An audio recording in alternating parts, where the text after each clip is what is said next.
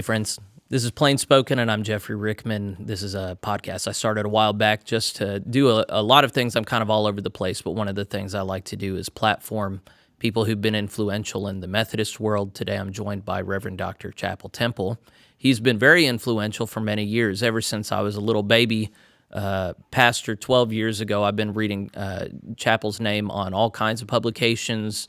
I couldn't tell you how many times I've heard his name. I really hadn't seen his face very much until recently, whenever I decided I need to have Chappell on here. And the reason I've done that, if you follow my Considering Charlotte series, I've been sitting down with 4 United Methodists that are still in the fold, and they've been talking about the upcoming General Conference. And one of the things before them is the revised social principles, which Chappell Temple served on. But it's not the first time that I've touched on topics that have to do with Reverend Temple. Actually, my brother and I sat down and we went through the social witness of the Global Methodist Church document. That's one of 2 things that every single church that joins a GMC has to say, yes, we sign on. We're on with the doctrine and we're on with the social witness. So Chappell has had authorship in 2 different Wesleyan Methodist denominations around social witness or social principles, how it is that Methodist believers should be postured in relation to the world around us. And so it seemed silly for me not to, at a certain point, call him and just try and figure out who he is and what he's about. He and I have visited a little bit before I turned on the camera and started recording, and I can tell we're going to get along great. He's a wonderful spirit, and I'm looking forward to talking to him. So stay with me and learn about Chappell and his influence on these denominations. But before I bring him on, I want to give him a proper intro. I stole his bio online, and then I've added to it a little bit. But he's the Reverend Dr. C. Chappell Temple. He's a husband, he's a father, he's a grandfather, he's a pastor, a teacher who's been appointed, he was at that point the lead pastor at Christ United Methodist Church in Sugar Land, Texas. I didn't ask his appointment right now. It's a southwestern suburb of Houston, so he holds degrees from SMU, Gordon-Conwell Theological Seminary. That's right up by where I went to seminary in Boston. And Rice University. He's an adjunct faculty member in the Houston program at the Perkins School of Theology, teaching United Methodist history, doctrine, polity. He's also started teaching at Baylor, at Truett, for the last couple of years, teaching Methodist topics there as well as pastoral care. He's now a presiding elder in the Trinity Annual Conference of the Global Methodist Church. He's a big fan of the Brits, the C.S. Lewis, J.R.R. Tolkein, G.K. Chesterton, C.K. Barrett, J.I. Packer, N.T. Wright, and other British thinkers who, like him, don't like to use their actual first names. So he blogs at chappelltemple.com, where you can find a lot of his different publications. There are different videos you can find of him on YouTube preaching and encouraging people. So we're going to receive encouragement and information. He's going to teach, he's going to preach, he's going to sing and dance for us. It's going to be wonderful. I'm going to bring Chappell on screen now. Chappell, thank you so much for joining me today. Oh, it's my joy. I'm not sure about the dancing part, though. Yeah. Maybe you could sing, though? I do sing, but Yeah? I don't know that I would do it on a podcast. That Okay, sounds yeah. Well, conveniently for you, there's a delay, so if we tried to sing together, it wouldn't work out very well. perfect. Yeah. So are you still at in Sugar Land, Texas? No, Okay. I live in the area. So I was pastor at Christ Church there, which was a fairly large church, around 3,000 or 4,000 members, for 8+ years. In the disaffiliation conversation, we got a 62% vote to disaffiliate, so we were not able to do so. So I finished out the year at 22, and then left at the end of the year to go into the Global Methodist Church. And we have started a new church in the GMC in the area. I'm not the pastor of it, but I help out with it. I'm the presiding elder for the area, so it kind of works out that way. But yeah, we still live here. We built a house in the area that was a retirement home as well, and so that's where we are. In Oklahoma, we're not our own annual conference anymore. We're part of the Heartland Annual Conference, and so our presiding elders here are also serving in churches. But in the Trinity Conference, Most of ours are also serving churches. oh, okay, There's a couple of us, uh, and I did not retire from the UMC. I withdrew and joined the GMC, but I'm not serving a church at the moment. I okay, don't think I will. I mean, I'm old enough not to. sure. Yeah. If you don't have to, it's wonderful to spend all your time on the presiding elders stuff. I've been Well, going do that, through. and between that and the academic part, it's a fairly full life. I mean, I'm supposed to be retired, I guess, but I think I flunked it. It's just not going well for me in terms of retirement. The only part that actually retired was my paycheck. So, Well, if you're blessed enough to go without that, then that's yeah, wonderful. So God provides. you're married. Yes. We've been married 47 years. Uh, Two kids. Our son and his wife and three children live in Katy, Texas, which is 45 minutes away from us, 30 minutes away. It's Perfect. very nice. Yeah, you don't want to be too close or too far. That's really a Yeah, that's perfect about distance. perfect. On the other hand, our daughter went for her PhD in religion at Durham in England and met her husband there. He's a Church of England priest. Oh no. And they live in England with our other three grandchildren. So they are definitely too far away, and now they're talking about being missionaries in the Far East. So I don't know. Oh no. Yeah, Well, I was going to say, as an Anglophile, that might work out for you, but if they're not even going to be in England, then what's the point? they are great, and I like English writers. I don't know that I'm an Anglophile though. It's an interesting place, but she's been there 14 years, and so our grandchildren in Katy have nice little Texas twangs, and our grandchildren in English have very British accents. So That's fun. it's fun. Yeah, That's a great mixture of cultures right there. yeah, it Texas is. and they're on opposite sides of some spectrums, I'm sure. So, Absolutely, absolutely. But it's a great joy to have all of them. Yeah. well, Chappell, you may or may not be willing to do this, but you're one of these names that has just been said for decades in It's because it's United so Methodist. weird.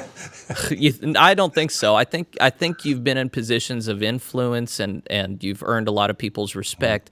But the particulars of your ministry, I've just here said all that I know that you've been a big church pastor. I know that you've written and published things privately. I know that you're a historian. You're trained in church history. And I know you've been in conservative evangelical leadership in some capacity. Yeah. But what are some historical things that you've been tied to, or some? I've talked about your involvement in the social witness and social principles. What else have you had your hands in over the last? Well, heck, how long have you been in ministry? 48 years. Okay, so I'm sure you started off as a small fry like most. Yeah, yeah. Okay. I mean, you would think I would be better by now, but it's been, you know. Well, tell me why have yours is one of the one of just a few names that shows up over and over. Is it just because of all the things that I've named here, or have there been other initiatives and efforts that you've? Maybe. Um, you know, I've been blessed to be involved in a lot of things. When I was in the Texas Annual Conference of the UMC, was in several different leadership roles there. I've been a delegate. I was a delegate to 3 or 4 general conferences and an alternate delegate and at the jurisdictional level for another 5 or 6. So I've been involved in that for a long time. I was honored to be an Episcopal candidate from the Texas Conference in 2012. So I got to know people across all the South Central jurisdiction, and I've made good friendships across the whole denomination through general church activities. I started as a missionary actually. I was in Eastern Europe I worked for a group, Slavic Gospel Association. I was carrying Bibles behind the Iron Curtain, doing all of that when I was a younger guy. And so I've had a kind of a global interest most of my life. Yeah. That's interesting. And yeah, you were sharing with me before we started recording that you were actually saved at a Choctaw Indian gathering Yeah, in I was a Oklahoma. teenager. I was on my church's work camp for some high school kids, and we were up in southeast Oklahoma, and doing some work with the Indian Missionary Conference there, and it was listening to Choctaw Indian Methodist Christians who really brought me to faith. And so I had a mountaintop experience on a mountaintop in eastern Oklahoma. Yeah. How old were you? 15, I think.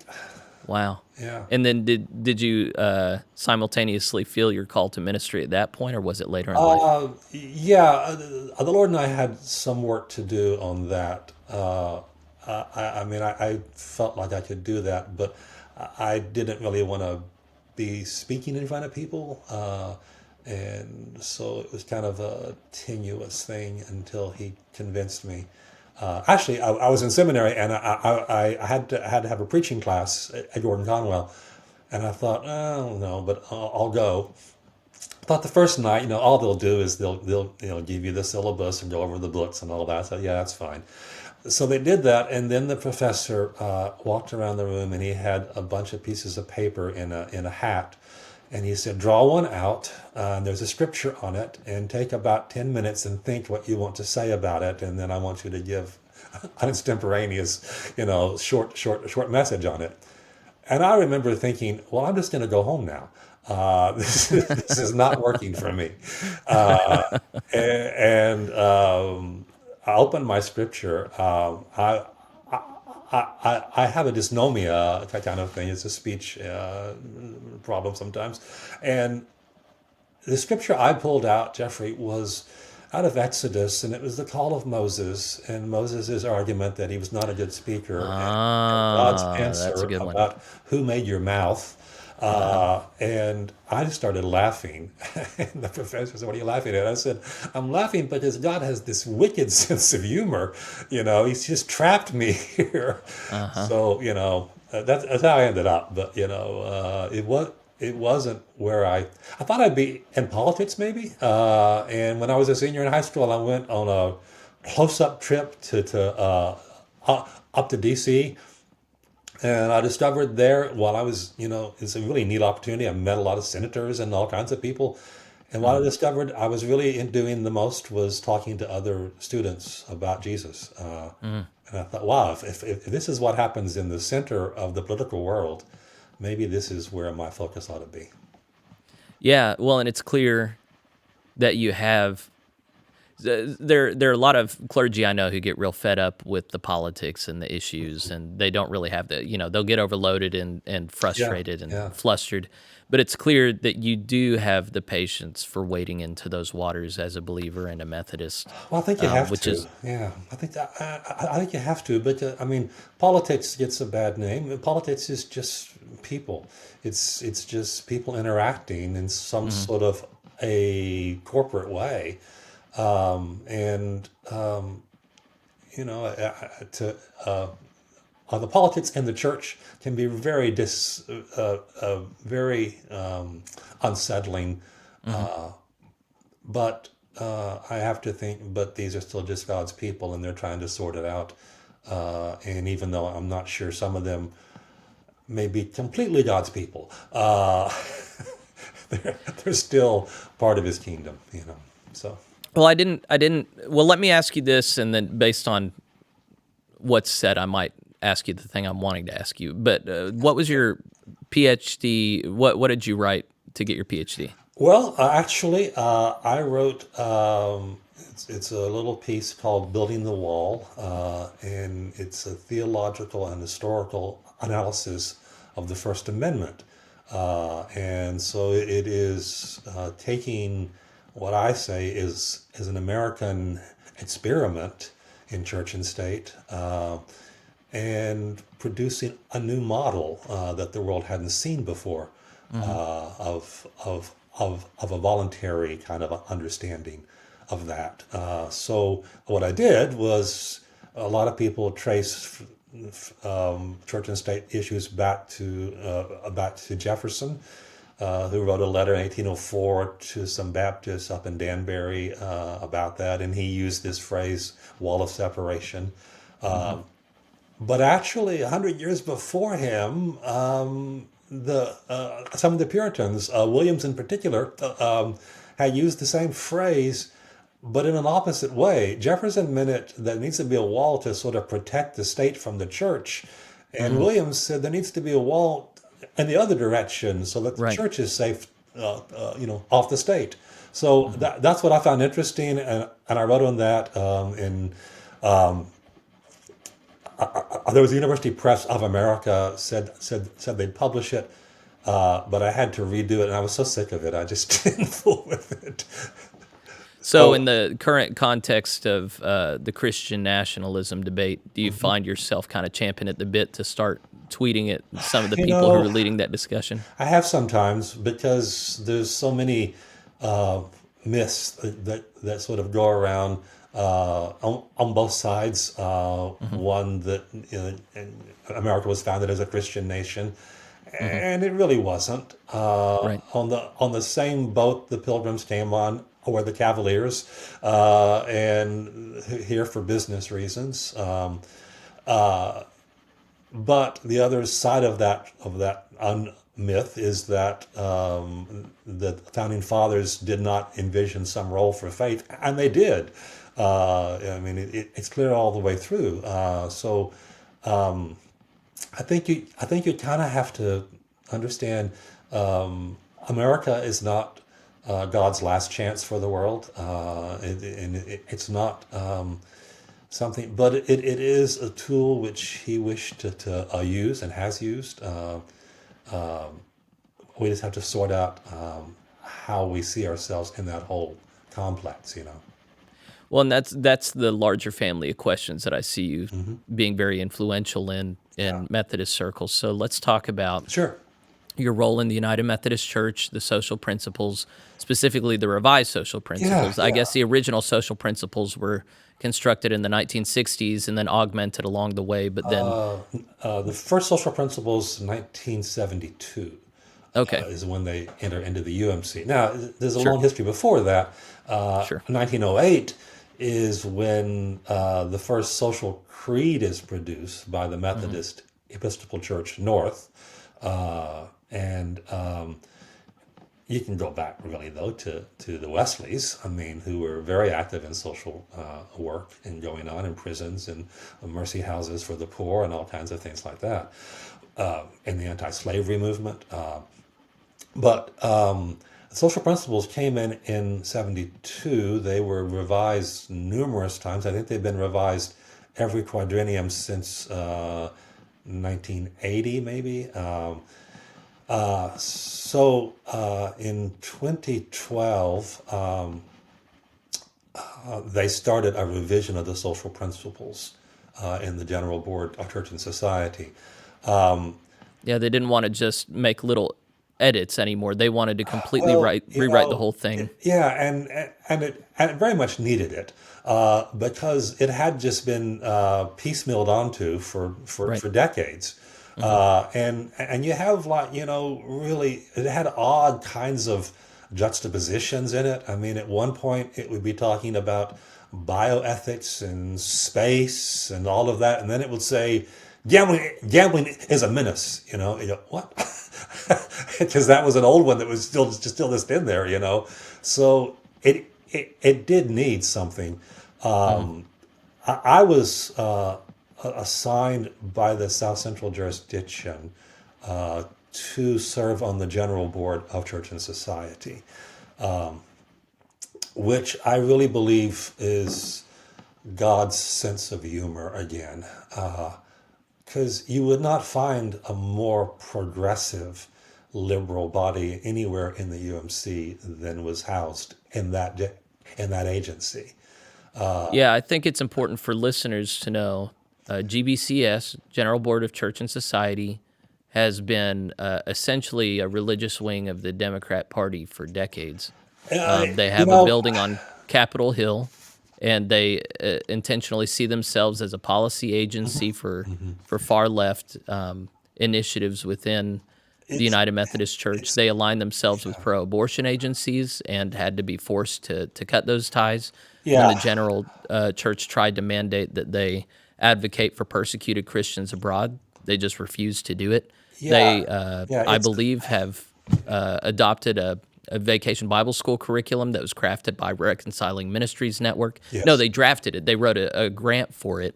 They didn't draft it. They wrote a grant for it, even though it yeah, goes against the explicit instructions of the United Methodist Church's Book of yes. Discipline. So So this is a far left yeah, agency, and you well, are not far left. it is. I mean, I will say the Methodist Building, which has been there for 100 years now, uh, the most valuable piece of property in all of D.C. sits Mm, directly across the street from the Supreme Court and the Capitol. mhm. And so it's not just housing General Board Church and Society. It also rents out space to Presbyterians, to other groups, National Council of Churches, and even rents out some of its apartments to Congress people who want to be living there. So it's in a prime location, certainly, and it began, however, in 1908, 1912, as the General Board of Abstinence for the Methodist Church. The And by building was abstinence, it's not sexual. It would be associated with alcohol, yes. alcohol. Yeah. Yeah. The building was built with those funds dedicated. In fact, several years ago, there was some legal action going on because some people were suing them that they were not keeping to their charter, which was about abstinence. And that one finally got sort of settled out. But I would say it is not outwardly an arm of the Democratic Party, but its policies and its aims align very closely with progressive liberal politics as well. You're correcting not that the statement I made kind of insinuated an official connection Yeah, between yeah. those two, There's no I official. didn't mean to do that. Yeah, yeah.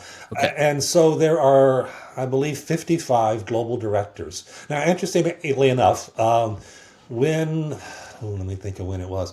It might have been 2012, when the General Conference was about to mandate that all the general agencies reduce their rather bloated numbers and staff and all of that. Everybody else, every other agency took the hint and voluntarily reduced the size of their board. Global ministries went down, certainly. Church and Society didn't.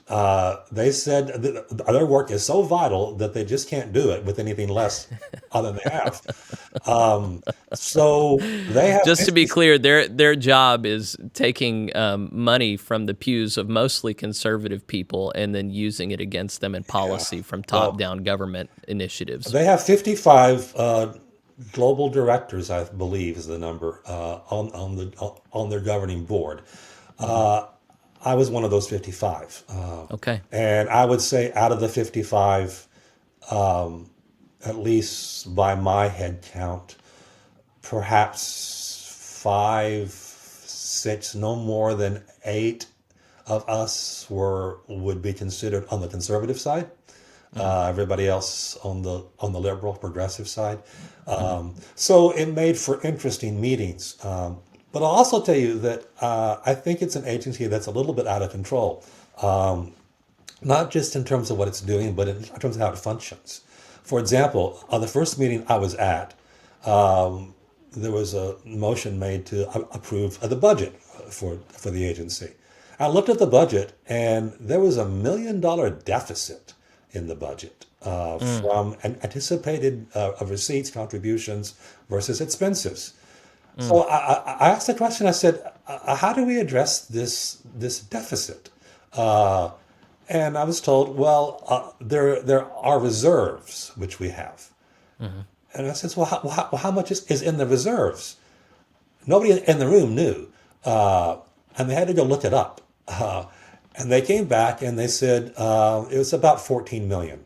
It had been much higher. But what I discovered is that they had been deficit spending for years to the tune of about $1 million a year out of the reserves. And I raised the question. I said, does anyone else think this is not a viable way for us to operate at this deficit? But they all said it was fine. And that sort of told me, okay, we're not that. Now, I want to say, Jeffrey, that there are some good people at the General Board of Church Society. Susan Henry Crow was the General Secretary, a lovely clergy woman from the Carolinas, as genteel and gracious as you'd ever want. She was gracious to me, and I found her to be a good conversation partner. John Hill, who's now, she's retired. John Hill, who was Assistant General, is now the acting General head of the group. And he's a very great guy too.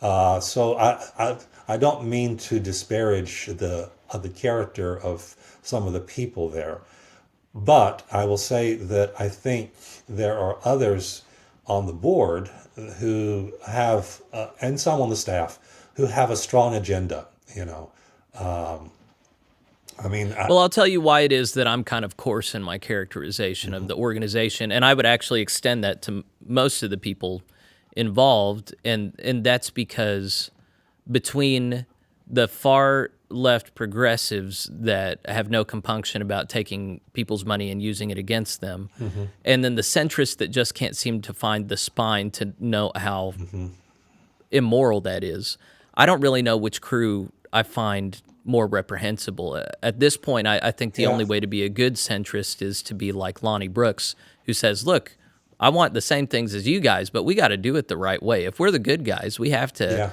respect. And so, in looking at the revised social principles and the process by which that was created, it became clear to me that Randall Miller, who chaired your committee, was very emblematic of this kind of elitist bureaucratic leadership where they pretend to be interested in lifting up the voices of global members, and they do all this phony dialogue, and in the end, they just publish what they want to do anyway. There's some truth onto that.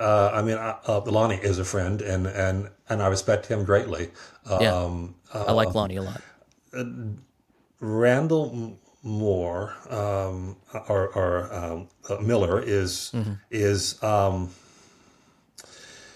he has a fairly strong agenda that comes out of his personhood as an openly gay activist and a member of the Cal Nevada Conference, I believe. He's a lay member there. He taught at Pacific School of Religion. And he's the vice chair. He's been the vice chair of the board and was the chair of the task force on the revision of the of the principles. That revision started in 2012. I joined into it. I will say they did solicit an enormous amount of input into that. Now, whether they did anything with it or not could be questioned. But I know there were hundreds of small groups and talking sessions, and they went all around the world in all parts of the church to try to listen to people. I just don't know that they listened well enough. And the revision of social principles had three objectives. One was to make them briefer, because they were 50-something pages. I will say that I think the revision failed at that point, because the revision came out, I think, 48 pages, maybe 47 pages. I mean, there was no substantial kind of reduction in the length of it. A second was to make them globally relevant, which was important because they hadn't ever really done that. They were very much centric here in American life and culture, politics. Right. I think there was some improvement there. The third was to make them more biblically focused. And they will say that they were more careful with that. I did not sense that. I sensed that if they could have put Micah 5:6 in everywhere, that they would have. Um, I will say in one conversation in a small group, we were talking about the parable of the Samaritan, of the Good Samaritan.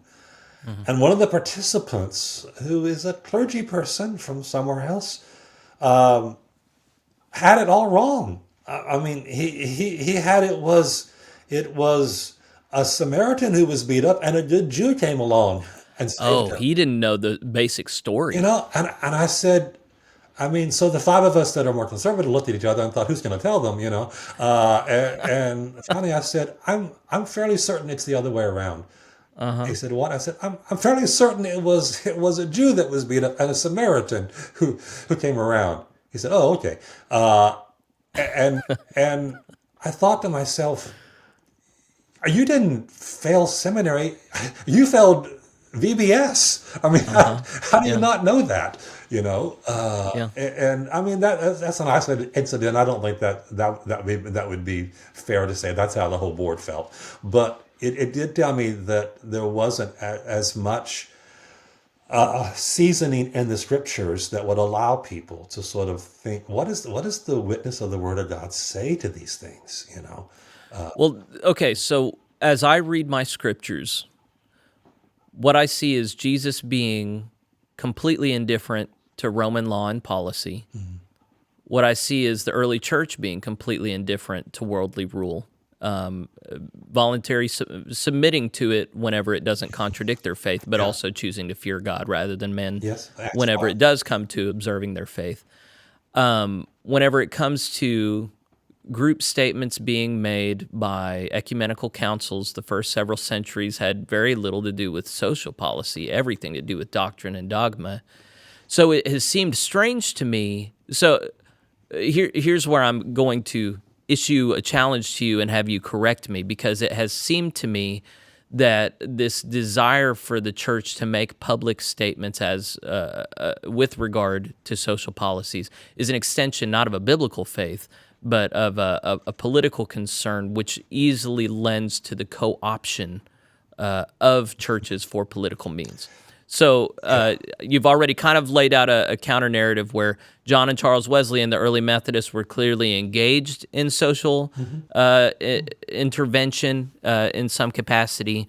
What other Well, ameliorating factors do you I think mean, are worth considering? I would say that I would agree with you that the political context is not important in Jesus's world. He moves in and out of it. And obviously, he's affected by it. He's crucified at the hands of the Romans, of the occupying army, and he doesn't seem, though, to challenge the whole political system. He challenges the whole religious system of the teachers of the law. So I would agree with that. When it comes to the early church, I think that's also correct for the first generations of the Christians. Certainly, I mean, as a historian, I would think about what are the persecutions of the church which are going on then. It's never universal in that it's never empire wide at any one time. It's here and there. It's never permanent. It comes in and out in the first 300 years of the church. But it is a clearly negative interaction with those of faith and those of the Roman Empire. But when after you've got Constantine involved, then you've already begun to mix church and state. I mean, he's at that first ecumenical council. He's listening to it. He's directing some of it. He's got his finger in it. As the Roman emperor. So there's already this kind of mingling going on, which is not helpful. And if I were to summarize all the church history for you in like one sentence, I would say it is a recurring question that kind of stems through it, at least through the Reformation period, of a notion of Christendom, which is a unified nation, church, state. And the question is, who's going to be on top? Is it the state or is it the Pope? It goes back and forth. And so we do have this unfortunate kind of a collusion going on in church history. When we get to America, though, I mean, this is one of the things which is just so amazing about what God does in this country. You've got this whole new understanding, voluntarism, that the church is not affected by the state and not subservient to the state and doesn't depend on the state or report to the state, and the state doesn't try to control the church. That doesn't mean that there are not state churches. I mean, there's a state church in Massachusetts until the 1820s. So but it does mean that the role of the church, and this is where I would say, I think the role of the social principles was meant to be, let's share a witness of faith to the culture and the society around us, that can point them to the kind of existence and life in society God wants. I mean, that would have been a noble goal. Instead, what it turned into was, how do we get God to sign off on what we want? Yeah. So, okay, the other pushback I've had on, and this began long before any of this split. Ever since I discovered the social principles, and even worse, the Book of Resolutions, I've had this problem with putting things in writing that we're not going to maintain or insist upon. So, speaking about the Global Methodist Church, I did an interview with a young couple several months ago now, that are of the mind that the Global Methodist Church needs to be quite uniform on the topic of abortion. At this point, it's morally reprehensible to take any position that allows for abortion, except in very extreme circumstances. The United Methodist Church had decent language on it, still has decent language on it, but does not maintain that teaching, and actually has people at the top who speak against it. I'm of the mind, and I would like to hear pushback on this if you have some, that we should not have anything in our social witness section that if people hold another opinion, that they are still welcome in the Global Methodist Church. That if we are going to have a social witness or social principles, that's something that is uniformly shared by the people in the pews, and that's the expectation. And if that's not an expectation we're going to hold, then it should not be put in writing. What's the general reaction you have to that? I would agree in many ways with that, Jeffrey. So when I wrote the social witness for the transitional book of Doctrines and Discipline, and my goal in that was to make it simple and short and succinct. I do think it's important for the church to speak to the culture around us, to call out things which we know do not represent God's will, to speak against things which we think are destructive to life and to all of that. So we got it, 14 planks. It went from 50 pages down to 2 pages. Yeah, right. You did a fantastic job. It's a 2-page document. Yeah. If you were going for succinct, you did it. Yeah, and so it is going to be We also wanted to be certain that there was biblical justification for the positions which we were laying out. And most of them are actually just biblical teaching more than they are anything else. Everyone is made in the image of God, so you have to treat them with justice and respect. Hmm. Racism, sexism, other things like that are things which do not recognize the image of God in people and which discriminate against them. Life is a holy gift of God, and the beginnings and the end of it are set by God, and it's our responsibility as believers to protect those who can't protect themselves, Hmm. which would include the unborn, That's right. those who have disabilities or illness, and the aged. Our language on abortion was very similar to that was in the UMC, Hmm. because I thought that was a fairly good understanding of it.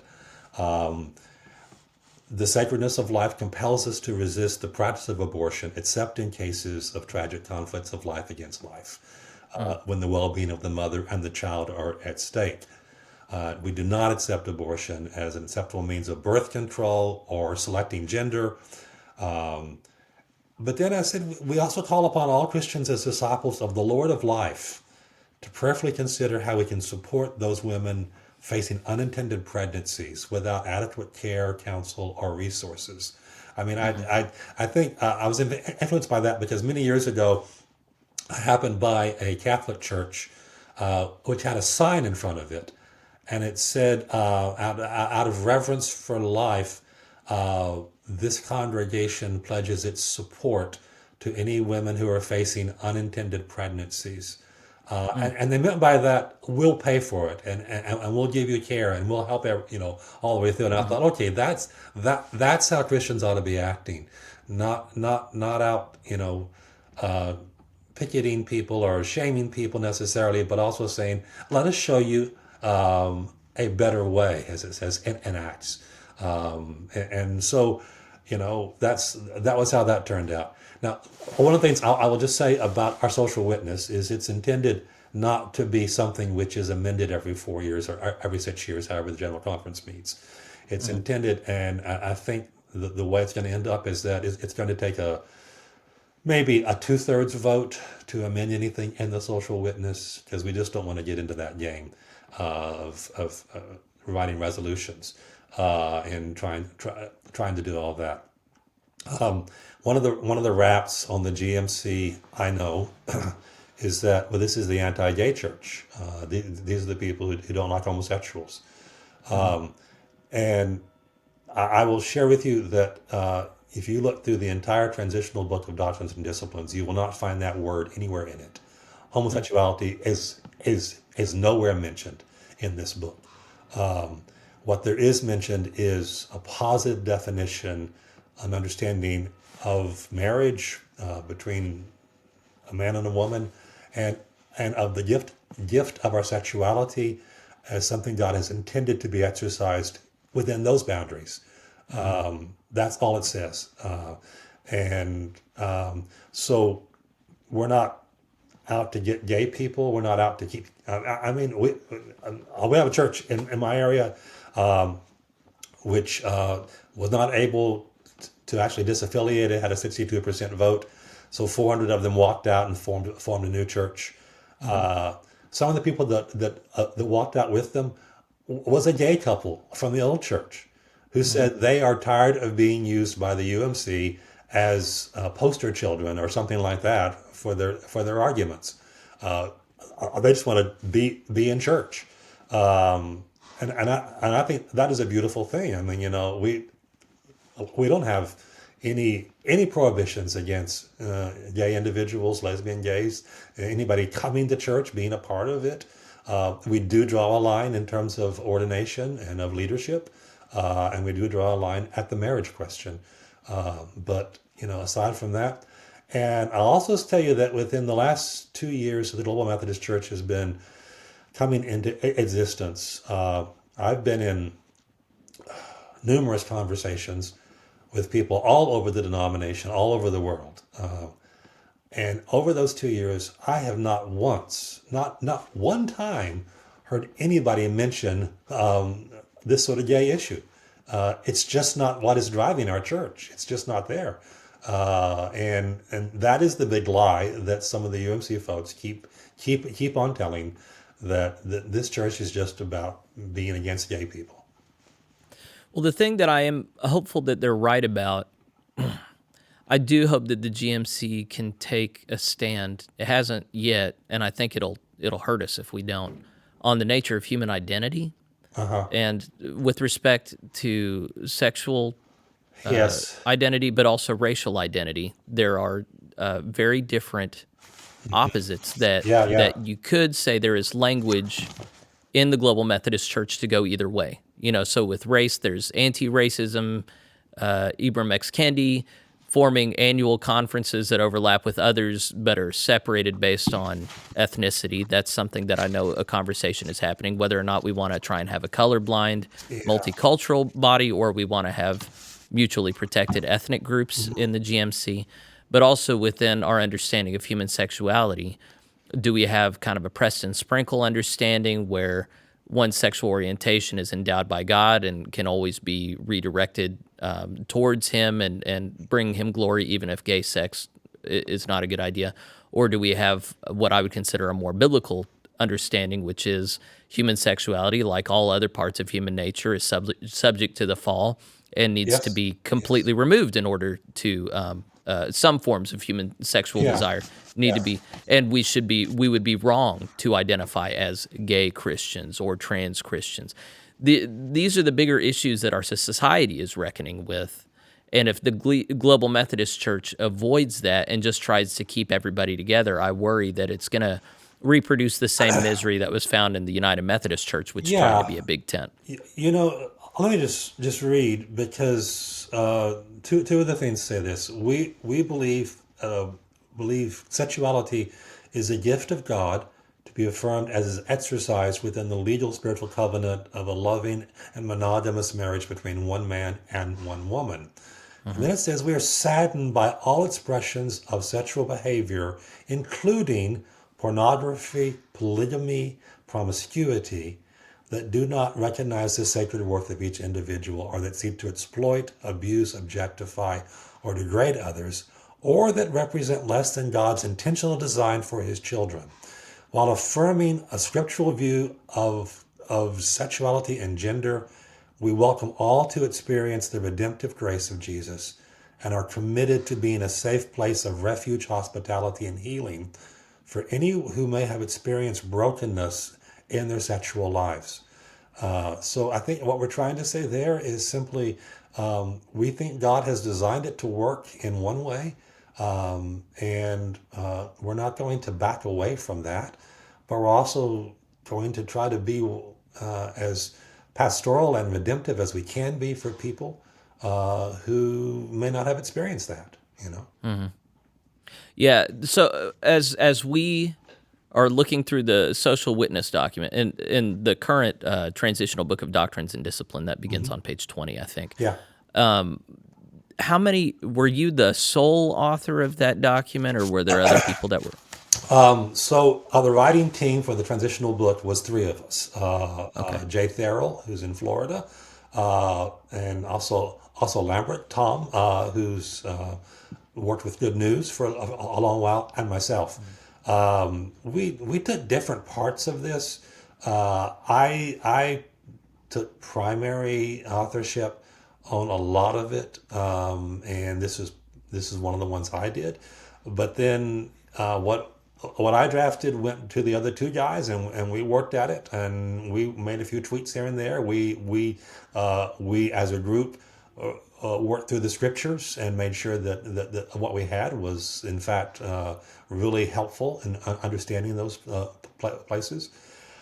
Then this went to the Transitional Leadership Council of the GMC, who approved it. So yeah, I mean that's the process. But this is, I will say, this is primarily my work in terms of this of the social witness. But I couldn't have done it without Tom and Jay as well. Sure. Well, and those two are great minds Oh, as well. yeah, They're very practiced at yeah, generating. absolutely. And another thing I want to say I finally pulled it up. I should have had it pulled up before we even talked. But with each position taken, there are a series of scriptural citations following. Yeah, yeah. And so that's one way that you really do model differently from what was seen in the predecessor body. I do want to come back to the Revised Social Principles Committee put Yeah, together, yeah. chaired by Randall Jones. Miller, yeah. How active were you in the creation of the final product there? I was part of the drafting team. I was unable to get a lot of things. I shared with that group, as I would share with anybody, that I always thought the problems in the UMC with regard to the sexual questions were a lot bigger than simply gay issues.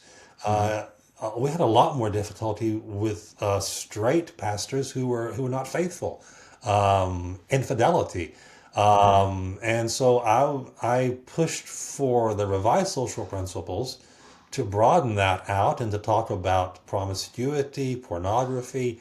I think I wrote what ended up as the pornography plank in it, and a few other things I like that, and actually polygamy, because it wasn't a part of our culture, but it's a huge issue in Africa. And if we're going to be a global church, both the UMC and in the Global Methodist Church, it needed to speak to that broader context. So I was not successful in some things. I argued for them to talk about marriage as between one man and one woman. That was overturned,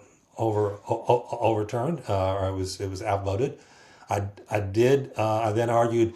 I said, can we at least say between two people, just not, and no more than two? And they did agree on that, which is how it ends up.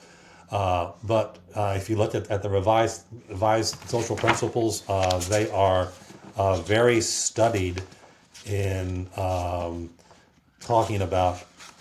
Let me see if I can find the marriage part. That it's just between two people that are faithful. Within the church, we refer marriage as a sacred, lifelong covenant that brings two people of faith into union with one another and a deeper relationship with God. That's the best I could get them to. Yeah. You know. Yeah, and I think I remember you filed something of a minority report or something. Yeah, I tried to do that. I mean, it's difficult, you know. I did, and this would be my own kind of sense on this.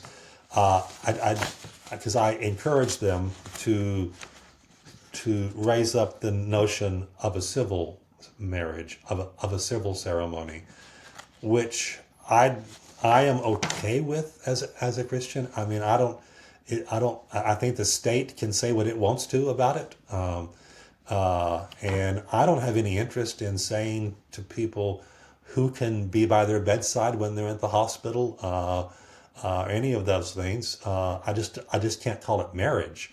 I mean, I would say if the church would, if someone wants to sort of recognize a civil union in the state, that isn't my being. It isn't my business. That's what the state does. If I could probably snap my fingers and have everything changed, I almost think everybody ought to have two ceremonies. They ought to be required to have a civil ceremony that gets all the legal stuff out of the way for them, and then if they're inclined, they should have a religious ceremony that then reaches to the deeper meaning of marriage. It's my understanding that there's explicit language in the United Methodist Church. I don't think there is in the Transitional Book of Doctrines and Discipline for the GMC, but that clergy should not ever perform a marriage ceremony for someone who is not also simultaneously getting legally married. It is Well, what it says in the GMC book is we affirm marriage within the legal and spiritual covenant of a loving and monogamous marriage within the legal and spiritual covenant. So it does suggest it has to meet legal standards as well. Yeah, that's the hard part for a lot of people of, okay, if we're going to meld these two things and they're not two separate things, then yeah, we have some things to say about who can be civilly Yeah, recognized as married. yes, exactly. And Another problem that people on the left point out and people on the right don't like it, but it's legitimate in my mind, is that a long time ago Methodists gave up their stance on divorce being something yes, that upsets the Lord and yes. would be considered sinful. And I don't notice the GMC trying to reclaim a biblical standard on that. Well, no, I think you are correct. Let me just make it sure. In the revised social principles for the UMC,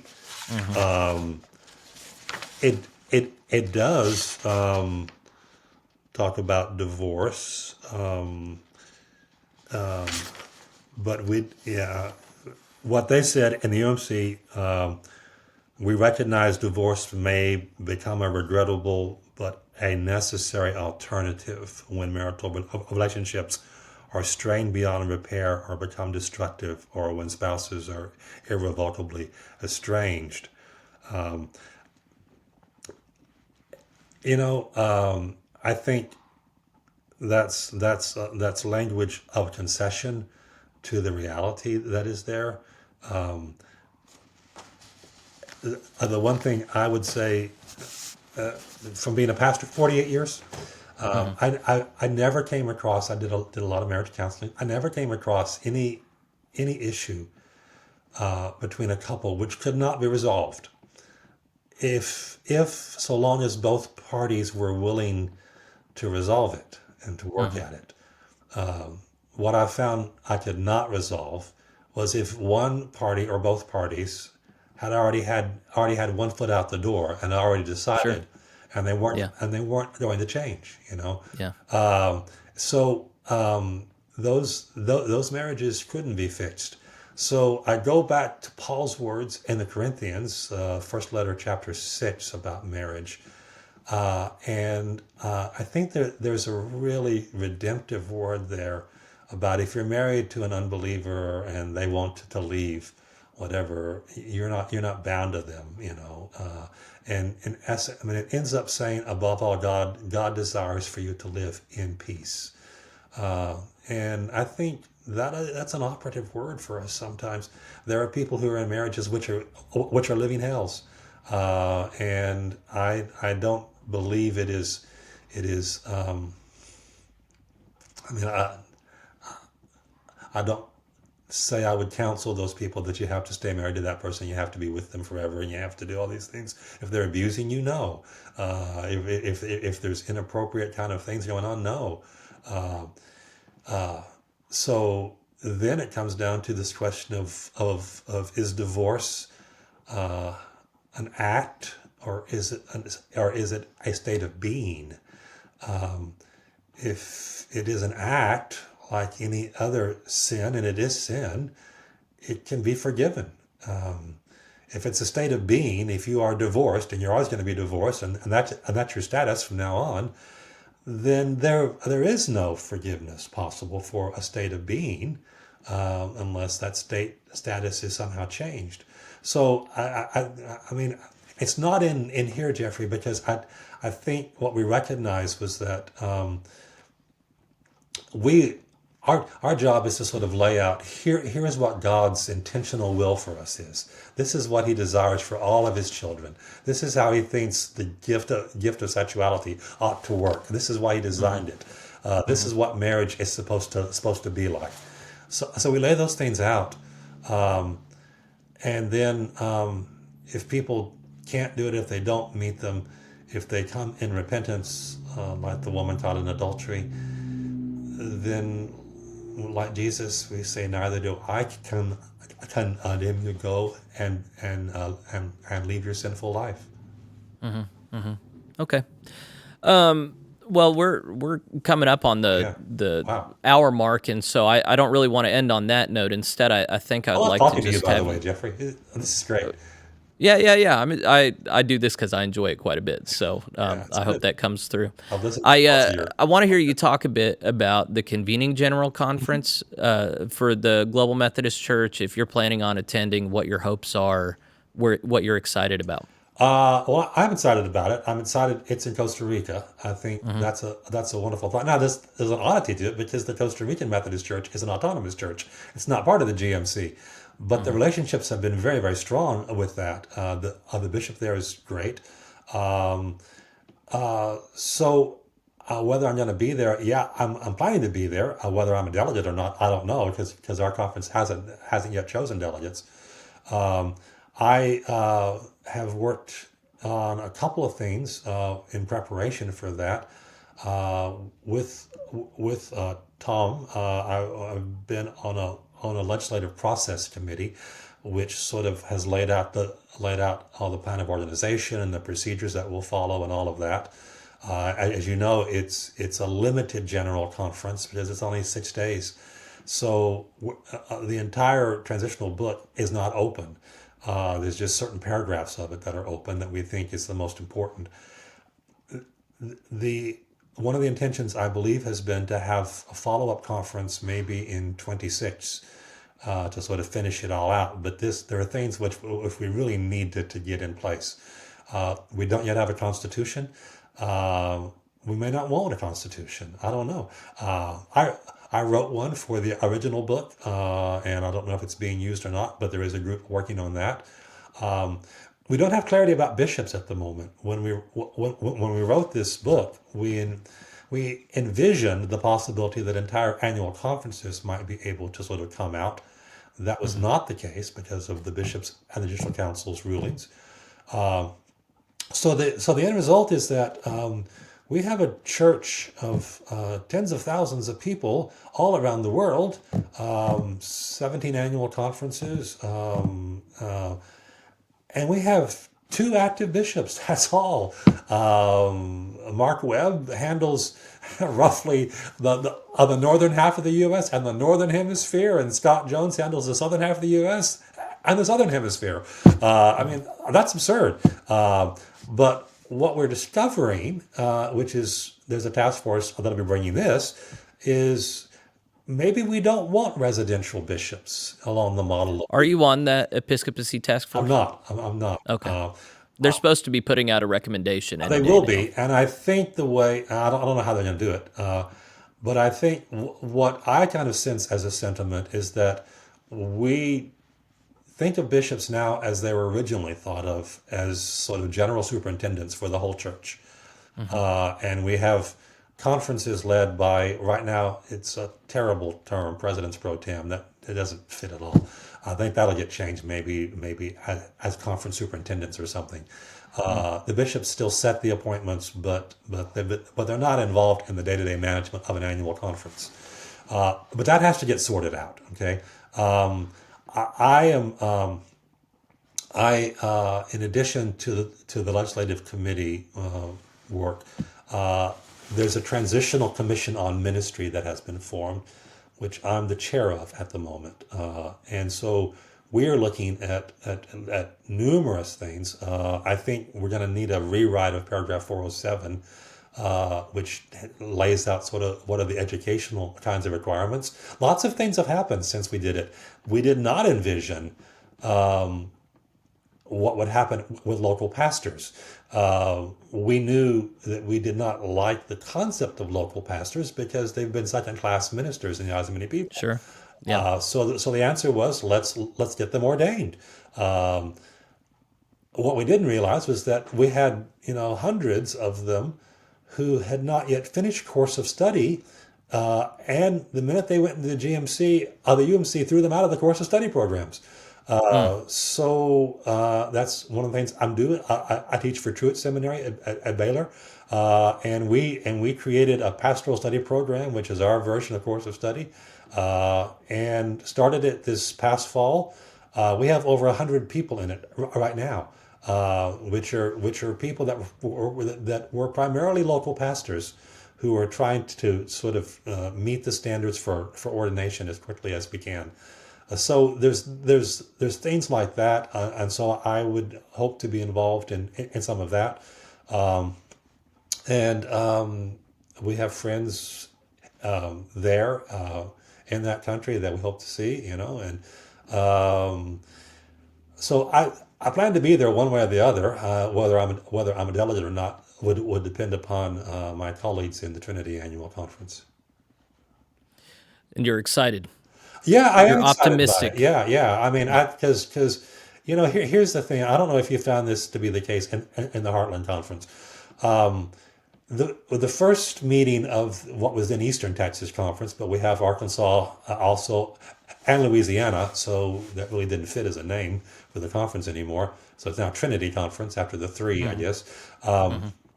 but the first meeting of the Eastern Texas Conference, we ordained, I want to say 80 something people, Hmm. and that conference opened with singing a praise song. There's joy in the house of the Lord. I don't know if you know it or not, but it's a great Hmm. song. And Jeffrey, there was joy in the house of the Lord, uh, and I found myself in tears during about half of that conference because it was just this realization: this is what it was supposed to have been all along. Mm. This is what the church is supposed to be acting like. Every general conference I went to was agonizing, and you needed therapy afterwards. Mm. I mean, there was such conflicts. I know in one of them there was a big push to enlist the UMC in the BDS movement against Israel, boycott, Hmm. divest. Oh, they're going to be pushing that again this time, I'm Well, sure. they were pushing it that time, and there was a small group of us, about seven, I think, delegates from across the other country, led and helped by a little New York Roman Catholic nun in sneakers, who was really good at this stuff. The other side spent hundreds of thousands of dollars, flew in people from the West Bank, flew in mayors, took out full page ads, did a full court press. It was just six or seven of us opposing it, and we managed to somehow prevail. Mm. And the General Conference did not do it. And now the reason they were doing it was that the UMC would be the crown jewel in their efforts, and we just had to kind of push against it.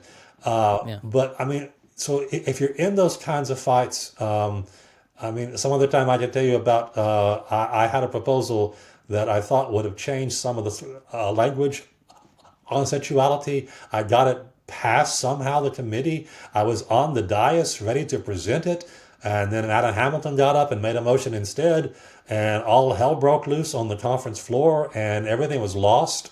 Mm. And the bishops adjourned and decided not to talk anymore about this stuff. And Mm. I thought we had a chance because I had actually gotten the conservatives, the good news people, to sign off on it. I'd gotten most of the progressives to sign off on it. I'd gotten the Africans. It took all my high school French to sort of sign off on it. And it had a really good chance of passing, and it would have changed the conversation for us. Um, but it was lost. And so after conference after conference like that, it's just so difficult, and you come home just beaten. Um, so I'm excited about our conference coming up because it won't be like that. It's Right. going to be more like what I experienced in the Trinity Conference, Yeah. joy in the house of the Lord. Yeah. There's there's rejoicing in just not being tied to what we Oh my were. gracious! Yes, yes. But then there's also a hunger and a yearning on my part and on the part of some who've read early Methodist history, and they know about Oh, the I know. I intimacy know. and vibrancy of early Methodist conference gatherings. Hmm. And when they would get together and sing, "And Are We Yet Alive?" and see each other's face, and there was this notion that they'd really been putting their lives on the line for saving You know, souls, and that, when they got alive and they all together and they sang that, of 1/3 of the circuit riders died before the age of 35. mm, And that was not a sort of theoretical hymn. They looked around the room to see who was still there from the yeah, previous year. And one year in the Texas conference, somebody thought, "Oh, let's put that to kind of a reggae, melody," and just I was in tears then too. I thought, no, you're not getting this. This is not, a kind of a happy clappy song. This is a testimony to God's grace. mm, And one year they forgot to even sing it at all. yeah. And I went up to the bishop and I said, "Bishop, we have made a grievous error here." You know. Well, we are really praying and hoping that God is restoring Methodism and equipping the Global Methodist I Church think to he be is, not brother. only I think he what we is. should. I mean, Yeah. I'll say one more thing, which is that the students I have at Truett, um, both in the master's level program and the MDiv classes I teach, but also in this other program, a lot of them, young, vibrant, um, excited pastors, and when I see them, and I see the faithfulness of older people that are bivocational, that work a job all day long, and then come pastor their little church of 10 people. I am so inspired by that, and I can't help but think that the Lord's hand is on this whole thing. I mean, heavens, Mm, God has to be in this. The Baptist University started a Wesley House of Studies for us. This has got to be that's quite a God, thing. right?